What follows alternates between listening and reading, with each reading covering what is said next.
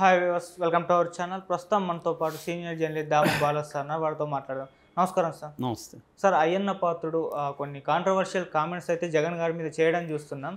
So Jagan గారు షర్మిల గారిని చంపేస్తారు అన్న ఒక స్టేట్మెంట్ అయితే ఇవ్వడం జరిగింది.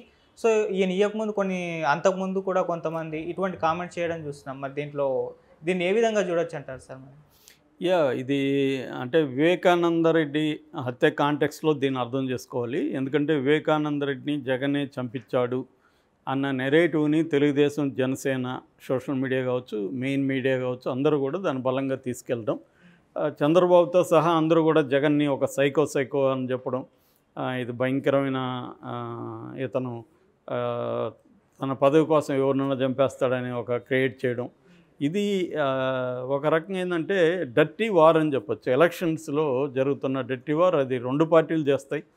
ఇటు వైసీపీ చేస్తుంది, ఇటు తెలుగుదేశం చేస్తుంది. ఇప్పుడు తెలుగుదేశంతో కలిసిన జనసేన కూడా అదే పని చేస్తున్నారు. అందరూ అదే పని చేస్తున్నారు యాక్చువల్గా. అంటే ఇంతకుముందు ఎలక్షన్లో కొన్ని కోడ్ ఆఫ్ కాండక్ట్ లాగా కొన్ని ఉండేవి, అంటే కొన్ని వాల్యూ సిస్టమ్స్ ఉండేవి. ఇప్పుడు అవి ఏవీ లేవన్నమాట. ఇప్పుడు ఏంటంటే గెలవడమే ముఖ్యం, గెలవడానికి కోసం ఏమన్నా చేయొచ్చు, ఎలాంటి ప్రచారం అన్నా చేయొచ్చు. ఇది 2009లో వైసీపీ కూడా ఇదే పని చేసింది. వైసీపీ నారాసుర రక్త చరిత్రని బుక్లెట్ వేసి చంద్రబాబే వివేకానంద రెడ్డిని చంపించాడన్న ఒక నెరేటివ్ని తీసుకెళ్ళింది. వాళ్ళకి క్లియర్గా తెలుసు దీంట్లో చంద్రబాబు హ్యాండ్ లేదని వైసీపీ క్లియర్గా తెలుసు. అయినప్పటికీ ఆ నెరేటివ్ని వాళ్ళు బలంగా తీసుకెళ్లారు. అది ఎంతో కొంత ఉపయోగపడింది వైసీపీకి. ఇప్పుడు అదే పని తెలుగుదేశం చేస్తుంది. సో ఇప్పుడు లేటెస్ట్గా అయ్యన్న పాత్రుడు ఈ షర్మిలకి ప్రాణహాని ఉంది, జగన్ షర్మిలని చంపేస్తాడనేది స్టేట్మెంట్ ఇచ్చాడు. ఇంకా ఎలక్షన్ల దగ్గరకు వచ్చే కొద్దీ ఇట్లాంటివి ఇంకా పెరుగుతాయి ఖచ్చితంగా. రేపొద్దున నిజంగానే ఎవరైనా షర్మిల మీద దాడి కూడా చేసిన ఆశ్చర్యం లేదు, అది జగన్ అకౌంట్లో వేసిన ఆశ్చర్యం లేదు, ఎందుకంటే జగనే చేయిస్తాడని. ఒక పక్క ఏమో ఇదే తెలుగుదేశం వాళ్ళు అన్నా చెల్లెళ్ళ డ్రామా ఇది అని ఒక పక్క చెప్తారు, ఇంకోవైపు ఏమో జగన్ ఆమెను చంపేస్తాడని, లేదా కార్టూన్లు మీమ్స్ కూడా వస్తున్నాయి. ఒకసారి విజయమ్మను పిలవమంటారా సార్ అని, ఎందుకు మనం ఓడిపోయి ఉందిరని జగన్ అంటుంటే ఆ పక్కనున్న అతను అమ్మగారిని పిలవమంటారా ఒకసారి ఇంటికని, అంటే ఎవరినో ఒకరిని వేసేస్తే కానీ గెలవడు అన్న ఒక దీన్ని వాళ్ళు తీసుకొస్తున్నారు. సో ఇది రెండు వైపుల నుంచి చేస్తున్నారు. అంటే ప్రధానంగా వీళ్ళ స్ట్రాటజీ ఏంటంటే తెలుగుదేశం, జనసేన జగన్ని ఒక భూతం, ఒక రాక్షసుడు, ఒక సైకో అని ఓపెన్గానే చెప్తున్నారు. దాన్ని చిత్రీకరించడం, ఫ్యామిలీలో ఇతనే చంపుకుంటాడని. నిజానికి నేను చాలా వీడియోలు చేశాను. అది జగన్ కాదు చంద్రబాబు ఇద్దరికి సంబంధం లేని హత్య అనేది ఎవరికైనా పరిశీలిస్తే దాంట్లో అర్థమవుతుంది. అది ఎవరు కూడా ప్రొఫెషనల్ మర్డర్ కాదు, అది బేసిక్గా అది అమెచ్యూర్స్ చేసిన హత్య. క్లియర్గా అది నీట్గా మొత్తం రికార్డ్స్ అన్నీ పరిశీలించి ఓపికగా చేసిన వాళ్ళకి ఆ హత్యకి జగన్కి కానీ చంద్రబాబుకి కానీ సంబంధం లేదనేది క్లియర్గా తెలుస్తుంది. కానీ ఇక్కడ ఎవడు వాస్తవాలని పట్టించుకునే పరిస్థితి లేదు, వాస్తవాలతో పని లేదు, నెరేటివ్సే కావాలి మనకి. నేను చాలాసార్లు చెప్పాను, పవన్ కళ్యాణ్ గుండు మన పరిటాల రవి కొట్టించలేదు అని ఆయనే స్వయంగా మేము కలిసినప్పుడు చెప్పాడంటే కూడా దాన్ని ఎవరు నమ్మరు. ఆయన కొట్టించాడని నమ్మదలుచుకున్నారు వాళ్ళు. నమ్మదలుచుకున్నప్పుడు ఏం చేస్తారు, నువ్వేం చెప్పినా వాళ్ళు కన్విన్స్ కారనమాట. వాళ్ళు ఆల్రెడీ ఫిక్స్ అయిపోయింటాడు. దీన్ని ఫిక్సేషన్ సిండ్రోమ్ అంటారు సైకాలజీలో. అంటే ఒకసారి నువ్వు ఒకటి ఫిక్స్ అయిపోతే అది తప్పని అవతల నిరూపించినా కూడా నువ్వు దాన్ని నమ్మవు. ఇది జనాల్లో ఉంటుంది. అలాగా జగనే చంపించాడని నమ్మేవాళ్ళు ఉన్నారు. లేదు జగన్ సంబంధం లేదు, సునీత అనే ఆస్తి కోసం వాళ్ళ పత్రాలను తెప్పించడం కోసం వాళ్ళు పంపించింది, వాళ్ళే చంపేస్తారని నమ్మేవాళ్ళు ఉన్నారు. కాబట్టి వాళ్ళని మార్చే పని పెట్టుకుంటే అంతకంటే మూర్ఖత్వం లేదు. ఇక్కడ మనం చర్చించాల్సింది అంటే రాజకీయాల్లో ఇప్పుడు ఇంతకుముందు కొన్ని పర్సనల్ విషయాల్ని రాజకీయాల్లోకి పబ్లిక్లోకి తీసుకురాకూడదు అనేది ఉండేది. అయితే ఇప్పుడు అది లేదు. దేన్నైనా బయటికి తీసుకురావచ్చు, ఏదైనా చర్చించవచ్చు, ఏమైనా చేయొచ్చు మీడియాతో. అంటే మీడియా తిమ్మిని బొమ్మిని చేయడం అనేది ఎప్పటి నుంచో ఉంది, కొత్తగా ఇప్పుడు వచ్చింది కాదు.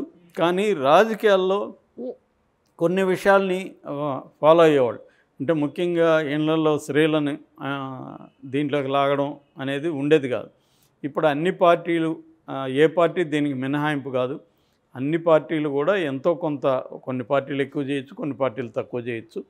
సో తెలుగుదేశం వాళ్ళు జగన్ ఫ్యామిలీలో లేడీస్ మీద రకరకాలుగా పెడతారు. వాళ్ళు వైసీపీ వాళ్ళు చంద్రబాబు ఫ్యామిలీస్లో లేడీస్ మీద కూడా పెడుతున్నారు.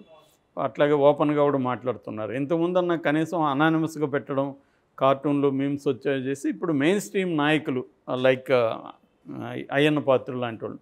అయ్యన్న పాత్రుడికి ప్రాబ్లం ఏంటంటే ఆయనకి క్రైసిస్ ఉంది. ఆయన కొడుకు టికెట్లు కావాలి, అది ఇచ్చే పరిస్థితి చంద్రబాబు లేదు. అందుకని ఆయన దూకుడుగా జగన్ మీద వెళ్ళితైనా చంద్రబాబు మనల్ని గుర్తించిస్తాడేమని అతను బండబూతులు తిట్టడం, ఓపెన్గానే ముఖ్యమంత్రి లాంటి స్థాయి వాళ్ళని కూడా గాడు గీడని ఇంకా బండబూతులు తిట్టడం చేస్తున్నారు. అదేవిధంగా అక్కడ కూడా మనకి కొడాలి నాని లాంటి వాళ్ళు చంద్రబాబును కూడా అలాగే మాట్లాడుతున్నారు. సో ఇప్పుడు అన్ని పార్టీల్లోనూ ఇలాంటి ఎలిమెంట్స్ ఉన్నారు. వాళ్ళని నాయకులు కూడా ప్రోత్సహిస్తున్నారు. ఇప్పుడు చంద్రబాబు వద్దనుకుంటే ఇతను మాట్లాడు, అట్లాగే జగన్ వద్దనుకుంటే కొడాలి మాట్లాడు. వాళ్ళకి కూడా ఏంటంటే కొంతమందిని ఇదే పని మీద ఉపయోగిస్తున్నారు వీళ్ళ ప్రత్యర్థుల్ని. నిజానికి దీనివల్ల ఏమవుతుందంటే కొత్తగా ఏమన్నా వీళ్ళకి ఓటర్స్ అట్రాక్ట్ అవుతారా దీనివల్ల? ఇప్పుడు అయ్యన్న పాత్రుడు జగన్ అలా అనడం వల్ల ఒక న్యూట్రల్గా ఉండేవాళ్ళు ఏమన్నా తెలుగుదేశానికి పోయి ఓట్లేస్తారా? ఏమి ఉండదు. ఇక్కడ ఏంటంటే వాళ్ళ ఉనికి కాపాడుకోవడానికి అయ్యన్న పాత్రుడు కానీ, అంతకుముందు బండారు సత్యనారాయణ రోజా మీద మాట్లాడడం కానీ, ఇవన్నీ ఏంటంటే వాళ్ళకు కూడా తెలుసు దీనివల్ల ఏమి కొత్త ఓట్లు రావని. కానీ పార్టీలో నేను ఇంపార్టెంటు, నేను చూడు ఎంత అగ్రెసివ్గా వాళ్ళ మీద మాట్లాడుతున్నాను, నన్ను గుర్తించండి, నాకు పదవి ఇవ్వండి అనేది తప్ప ఇంకేమీ దాంట్లో ఉపయోగం ఏమీ లేదు. రెండు వైపులు కూడా నాని అయినా, ఇటు వీళ్ళైనా, అటు రోజా అయినా, వీళ్ళంతా ఏంటంటే చాలా అగ్రెసివ్గా మాట్లాడుతుంది, ఆమె ఫైట్ చేస్తుంది, ఆమెకి టికెట్ ఇవ్వకపోతే ఎలాగా అన్న చర్చకి దారి తీయడానికి వాళ్ళు చేస్తారు. దానికంటే కూడా వాళ్ళు ఒక మంచి పెర్ఫార్మర్గా పనిచేస్తుంది. ఇప్పుడు రోజా ఉంది పర్యాటక మంత్రి, ఆమె పర్యాటక రంగాన్ని ఫోకస్ చేసి అభివృద్ధి చేయగలిగితే ప్రజల్లో ఖచ్చితంగా ఆమెకి మంచి పేరు ఉంటుంది. అలాగే ఆమె నియోజకవర్గంలో ఫోకస్ చేసి ఆ నియోజకవర్గ సమస్యలను పట్టించుకొని చేయగలిగితే బ్రహ్మాండంగా ఉంటుంది. అది చేయకుండా వీళ్ళు ఏం చేస్తున్నారంటే ఇది ఈజీ పని కదా, మీడియాలో ఓన్లీ నోరే కదా ఉపయోగిస్తాం, నోటికి హద్దు లేదు, ఏదంటే అది మాట్లాడేయచ్చు, మళ్ళీ వాళ్ళ పనులు వాళ్ళు చేసుకోవచ్చు. సో ఇది జరుగుతుంది. అయ్యన్న పాత్రుడు కూడా ఒక ఎక్స్ట్రీమ్ అని చెప్పొచ్చు. ఆయన మీద ఆల్రెడీ కేసులు పెట్టారు. కానీ కోర్టులు ఏంటంటే ఈ కోర్టులు కూడా ఇవన్నీ పట్టించుకోవు. సో బెయిల్ ఇచ్చేస్తున్నారు. అందువల్ల వాళ్ళు బెయిల్ ఇస్తారు కదా, ఇంక వీడేమి మనల్ని ఏం చేస్తాడు అన్నట్టుగా రెచ్చిపోయి వాళ్ళు మాట్లాడుతున్నారు. ఇది చాలా అగ్లీ టర్న్ తీసుకుంటుంది. ఇప్పుడు రేపొద్దున ఆయనకి టికెట్ ఇవ్వకపోతే మళ్ళీ రేపు చంద్రబాబుని అలా మాట్లాడడానికి కూడా ఏం లేదు. ఇంతకుముందు కూడా రోజా ఇటువైపు ఉన్నప్పుడు వైసీపీని ఇలాగే తిట్టుతూ ఉంది. సో రోజా ఇప్పుడు ఇటు వచ్చినా రివర్సు. ఇక్కడ కూడా మనం చూస్తున్నాం. మొన్నటి వరకు కేసీఆర్ని తిట్టిన వాళ్ళు మళ్ళీ కేసీఆర్ దీంట్లో పోయి చేరారు. ఇప్పుడు రేవంత్ రెడ్డిని తిట్టే వాళ్ళు రేవంత్ రెడ్డి దగ్గరికి వచ్చారు. ఆ డైలాగులు కూడా చూసాము. అంతెందుకు షర్మిలానే ఉంది, రేవంత్ రెడ్డి ఒక దొంగ అని మొన్ననే ఈ మధ్యనే 3 నెలలు 4 నెలలకు ముందే మాట్లాడింది. ఇవాళ వాళ్ళిద్దరూ ఒకటే. కాబట్టి ఏంటంటే రాజకీయాల్లో ఈ బండబూతులు సంస్కృతి కానీ, ఈ హత్య రాజకీయాలు కానీ ఇది కామన్ అయిపోయింది. క్రిమినలైజేషన్ ఆఫ్ పాలిటిక్స్ అనేది ఎప్పుడో స్టార్ట్ అయింది ఇండియాలో. దానికి ఒక లేటెస్ట్ ఎగ్జాంపుల్గా అయ్యన్న పాత్రుడిని చెప్పుకోవచ్చు. అతని పబ్లిక్గానే లక్షల మంది ఉన్నప్పుడే ఇలా బూతులు మాట్లాడడం, అది కూడా మీడియా ఉంది, రికార్డ్ అవుతుంది అంటే ఏ వ్యవస్థలు కూడా వాళ్ళని కంట్రోల్ చేసే వ్యవస్థలు కోర్టులో చేయాలి. కోర్టులు కూడా చేసే పరిస్థితి లేదు. ఇంకెవరు చేయాలి? ప్రజలు ఏమన్నా వ్యతిరేకంగా ఉండి ప్రజలు చేయాలి. ఈ ప్రజలు అనేది కూడా ఒక మిత్తు. ప్రజలు అనేవేమి ఇండిపెండెంట్ ప్రజలు ఉండరు. తెలుగుదేశం ప్రజలు, వైసీపీ ప్రజలు ప్రధానంగా వీళ్ళ 2 రంగాల్లో చీలిపోయి ఉంటారు. సో వాళ్ళకి తెలుగుదేశం వాళ్ళే ఇది ఎంజాయ్ చేస్తారు. జగన్ ఎంత తిడితే అంత వీళ్ళు ఎంజాయ్ చేస్తారు.